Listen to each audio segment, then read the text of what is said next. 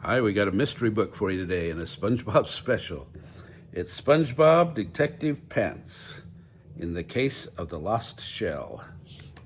I'm Grandpa from Grammy and Grandpa Read. If you haven't yet, subscribe to our channel. Here we go. It was early one morning and SpongeBob was fast asleep, dreaming about a giant ice cream sundae. Ice creamy, he mumbled. Then a frightened cry woke him from a delicious dream. Meow! His pet snail shrieked loud enough to scare away any army of jellyfish. SpongeBob sprang upright in his bed. Gary, what's wrong, buddy? Meow! His snail cried again. Gary, your shell? It's gone? Shouted SpongeBob. He leaped off the bed and ran over to his pet. What happened? Meow, Gary replied sadly. Don't worry, I'll find it, SpongeBob DetectivePants is on the case, SpongeBob declared. Patrick, wake up, SpongeBob bellowed, knocking on his best friend's door, or rock. Hey, SpongeBob, Patrick said sleepily. What's going on? Big things, Patrick, SpongeBob shouted. We have a new case. Patrick jumped out of his rock. A race? Where to? Are we winning? No, Patrick, not a race, a case, SpongeBob explained. A detective case.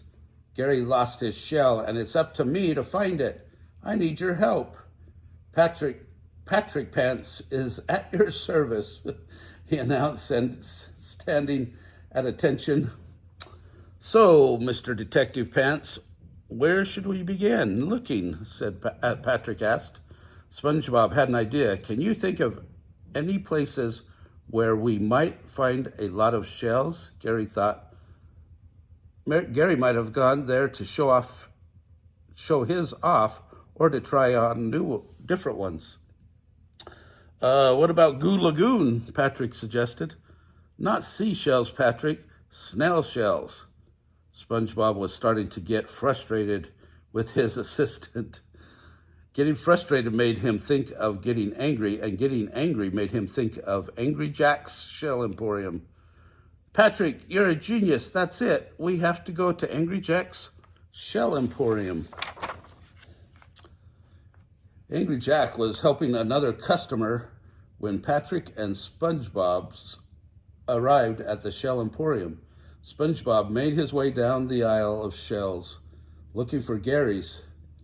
See anything, Pat? SpongeBob called to his assistant. Just a lot of snail shells, SpongeBob answered Patrick.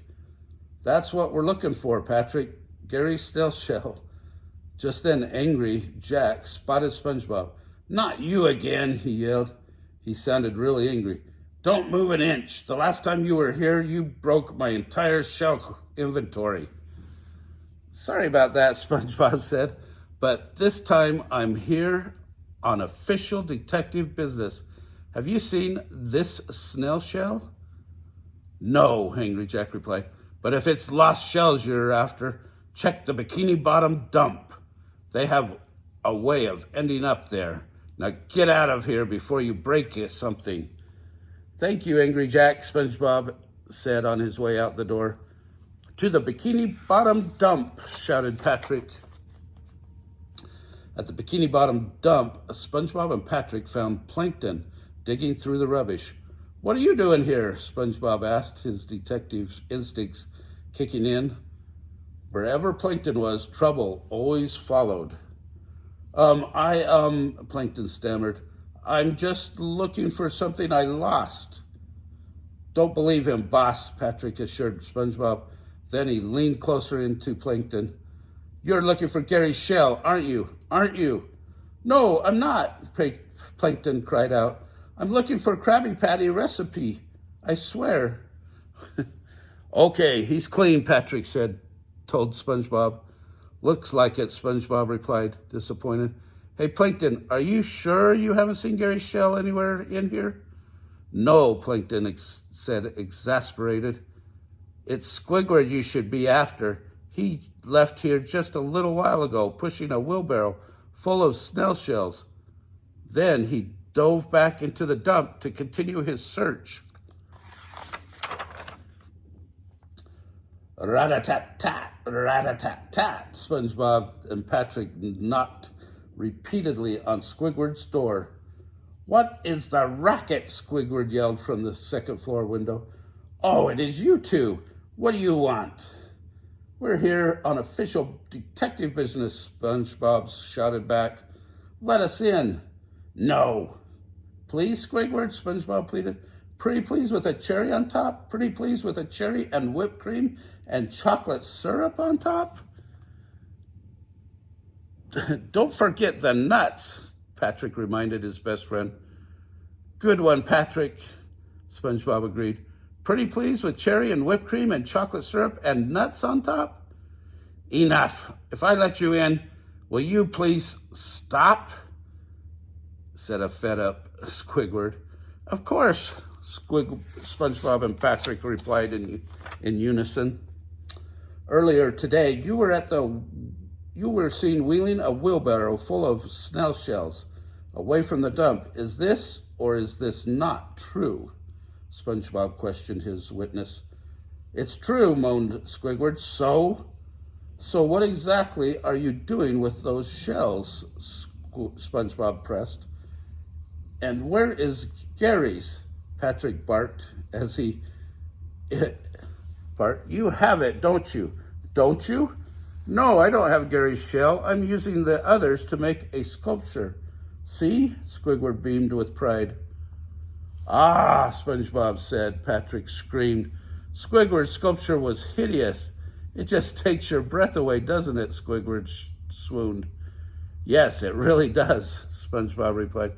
"Now, are you sure Gary's shell isn't in there?"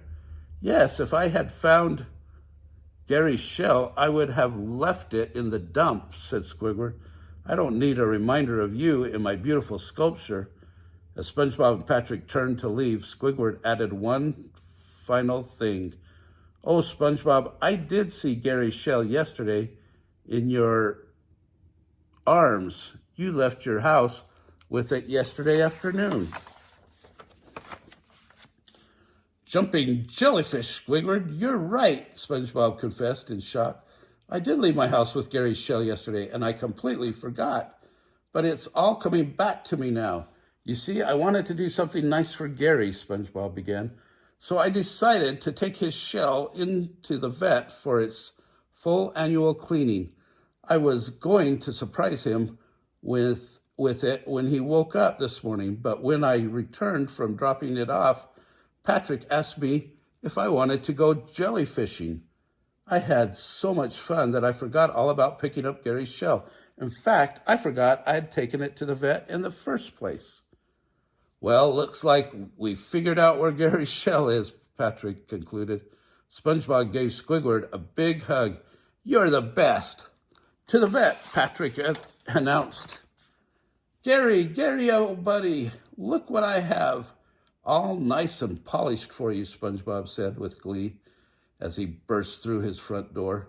"Meow," Gary said happily, snuggling up inside his warm shell.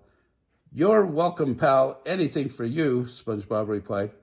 "Well, Patrick," he continued, turning to his best friend, "it looks like we just closed another case." "I guess we did," said Patrick. Then SpongeBob dug into his ice cream sundae with a cherry, whipped cream, chocolate syrup, and nuts on top. Success sure is delicious. Oh, that's Grandpa's favorite treat. Well, if you like this book, smash the like button down below. Give us a big thumbs up. Subscribe to our channel of Grammy and Grandpa Read. Push that red subscribe button now. And watch the playlist for SpongeBob. Have a great day.